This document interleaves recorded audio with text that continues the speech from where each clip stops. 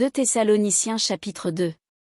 Pour ce qui concerne l'avènement de notre Seigneur Jésus-Christ et notre réunion avec lui, nous vous prions, frères, de ne pas vous laisser facilement ébranler dans votre bon sens, et de ne pas vous laisser troubler, soit par quelque inspiration, soit par quelque parole, ou par quelque lettre qu'on dirait venir de nous, comme si le jour du Seigneur était déjà là.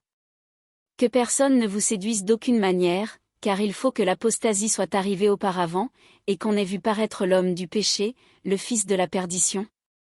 L'adversaire qui s'élève au-dessus de tout ce qu'on appelle Dieu ou de ce qu'on adore, jusqu'à s'asseoir dans le temple de Dieu, se proclamant lui-même Dieu.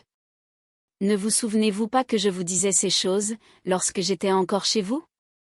Et maintenant vous savez ce qui le retient, afin qu'il ne paraisse qu'en son temps. Car le mystère de l'iniquité agit déjà, il faut seulement que celui qui le retient encore ait disparu.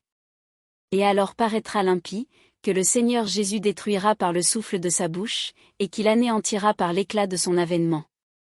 L'apparition de cet impie se fera, par la puissance de Satan, avec toutes sortes de miracles, de signes et de prodiges mensongers, et avec toutes les séductions de l'iniquité pour ceux qui périssent parce qu'ils n'ont pas reçu l'amour de la vérité pour être sauvés.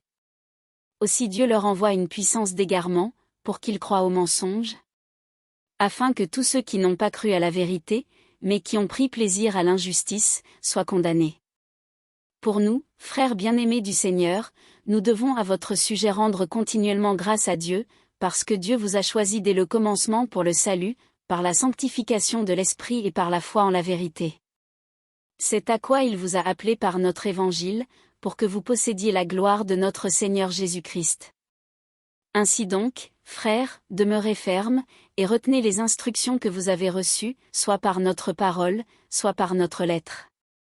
Que notre Seigneur Jésus-Christ lui-même, et Dieu notre Père, qui nous a aimés, et qui nous a donné par sa grâce une consolation éternelle et une bonne espérance, console vos cœurs, et vous affermisse en toute bonne œuvre et en toute bonne parole.